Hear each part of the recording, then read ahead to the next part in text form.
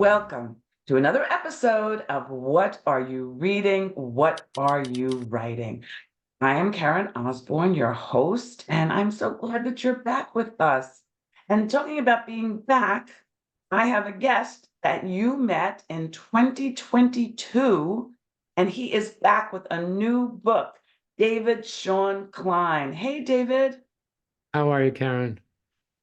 Awesome. How are you? I'm hanging in, hanging in. Well, you're better. Aren't you better than that? I hope to be, and occasionally I am, but most of the time I'm lucky to be hanging Just in. hanging in. Yeah, David, he is an award-winning writer, and he writes thrillers, among other things. So when you met him, The Money had just come out, which was a really amazing book. And then he followed that with a children's book, and now he has a brand new thriller, and it's called And the Dead Shall Live. And one reviewer wrote, it just might be the best thriller of 2024. So that sounds pretty good, right? I'll take it. So, so tell us the premise of this new thriller. In the Dead Shell, that basically it's about two broken souls who come together to solve the murder of a young woman and to try and stop a conspiracy to steal an American presidential election. Oh, hmm. Ripped from the headlines, perhaps. And so what do so you have these two damaged people. What do you love Right. about them as characters? Yeah, well, I love the fact that they're both broken by their pasts and they having trouble getting over their past, but they cling to the hope for redemption and even for resurrection into a new life. And I like that the fact that they fight and cling for a second chance. Yeah, fighting for a second chance. So in addition to trying to solve this murder, they each have internal battles that they're trying to overcome. Yeah, and that's basically how they come to join forces. In the first place, they're basically very different kind of people. And Jessie, who's a young, brilliant law student, she's lost her two twin brothers in a factory fire. And Mm. Philip was a high-level political operative who became a whistleblower, and then he got canceled, and now he has agoraphobia. And so they're both very different, but in the course of solving or trying to solve this mystery and this conspiracy, they each grow closer, and in growing closer, they eventually find a second chance in life. Wow, that sounds so good. That sounds so good. So after The Money, was that your first thriller? Yeah, that was my Yeah, first novel. that was your first novel. And then you Right. took this turn and you wrote a children's book, and now you're back. So kind of what was the thinking there, that little journey? Well, first of all, the children's book is a mystery. And yeah, I mean, it was just one of those one-off things. The idea came to me and I thought it was funny. And so I just decided to give it a shot. Remind us the name of it. It's called Sherlock Mendelsohn and the Mystery of the Missing Afikoman. It's a Passover book, and it's about a young boy who loves Sherlock Holmes. And so when his family Afikoman on Passover, the matzah, actually goes missing, um, he goes after, he tries to solve the mystery of who stole the Afikoman in the guise of Sherlock Holmes. Well, Passover is almost here, right? So Coming this up, might yeah, be a perfect. Now you have two books of David's to buy, and then if you don't have the money, then you really have three books to buy of right. David's. So there's a lot of writers, in addition to, well, all writers are readers. In addition to readers who are not writers, there's lots of them who watch us, people who are like you and me, who are writing and reading.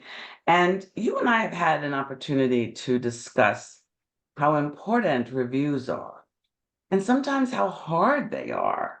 to get, because people will read your book and tell you that they love it.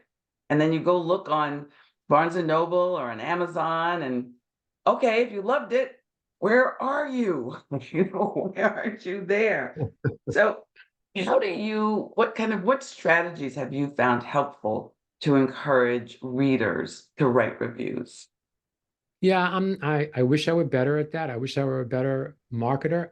I guess my main strategy is just to try and write as well as I can. I know that Black Rose puts in the back of every novel like a little pitch, a little plea to the reader to leave a review.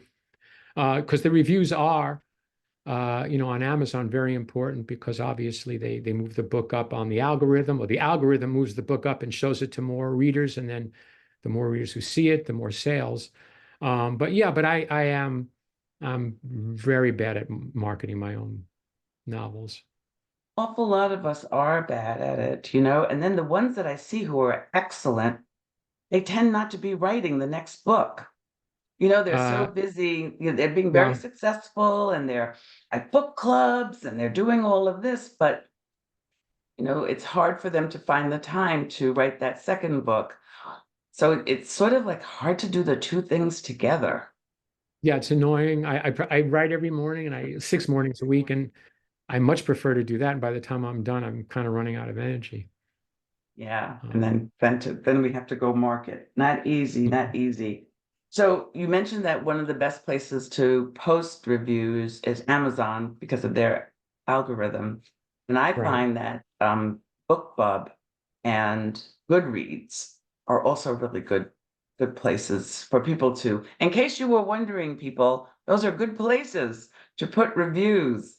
Goodreads is a very good place to put Yes. reviews. Yeah. So you've got a book a year, right? You're at a book a year? It feels like not, right? Because, well, maybe I'm not trying to do a book a year.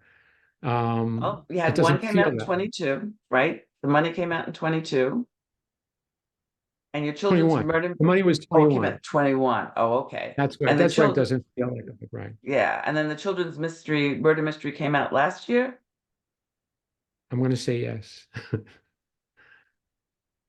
Okay, so it's almost a book a year, almost. So, are you working on anything now? Yeah, I'm working on a new thriller, and I think I hit page 60 today. So that's not bad. Excellent. That's pretty Yeah. good. That's pretty good. I'm working on a new murder mystery. You are. It's I decided great. to go back to murder mystery. Yeah, and I'm about maybe 50,000 words. So I'm getting there. How many pages is this? I can never keep the page count and the word count straight. I don't know, like It sounds like a 75. novella. Yeah, but I'm still got another 20,000, 25,000 words to go. Yeah.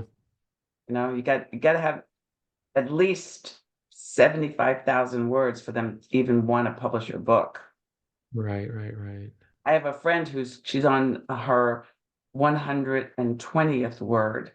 Told her, oh, you gotta That's cut, too long. Yeah, you have to start cutting. cut. So since we last chatted, because this is about reading and writing, Right. and since the last time we've spoken, have you read anything more recently that you could recommend to our audience? Sure. I'm never not reading. I just finished a fantastic book by one of my favorite writers. I hope everybody will read him. It's James M. Cain.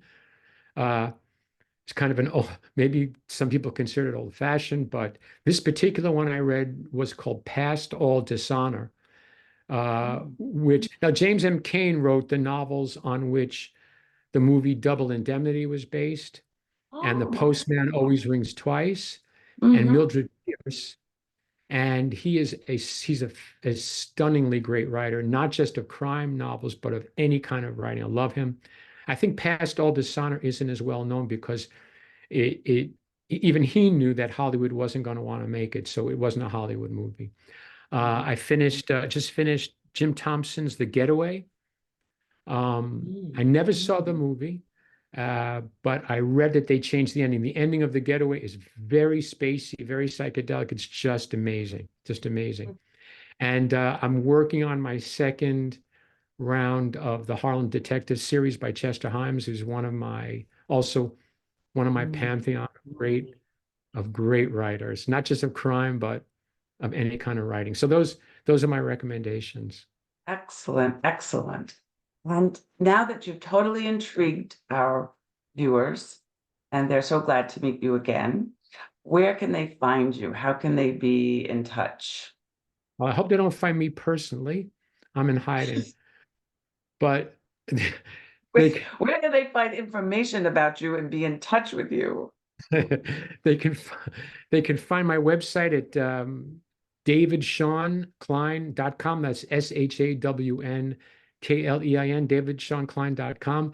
And my books are wherever books are sold, Amazon, Barnes and Noble, all those sites that I'm not all that familiar with. And why don't you want them to find you personally? Don't you want them to I'm just invite you to a kidding. book club or? Well, yeah, if you want to invite me to a book club or reading that, then I'll make myself visible. Thank you. Yes. Yes. So thank you so much. It's so fun catching up with you again. I'm really glad that you were able to come back. And I hope all of you will buy David's books, write reviews, and be in touch with him. And when you are in touch with him, tell him that you met him on What Are You Reading? What Are You Writing? Thanks, everybody. You have a great week. And I'll see you next Thanks, week. Karen. Bye, David.